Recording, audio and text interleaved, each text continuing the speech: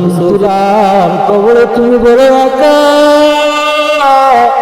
নবী বলেন গুনাহগার হইয়া যদি কবরে আসো, ওই কবরের দুই পার্শ্বের মাটি এত জোরে চাপ মারবে, কবরের মাটি এত জোরে চাপ মারবে, এক পাজরে হাড্ডিগুলো ভেঙে অপর পাজরে চলে যাবে।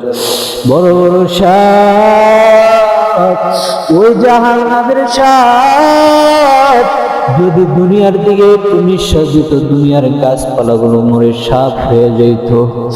ওই দুনিয়ার বিচ্ছু কামড়, দুনিয়ায় ঘুমাতে পারে না মশারি না টানায়া, দুনিয়ায় সামান্য মশার কামড় সহ্য করতে পারে না।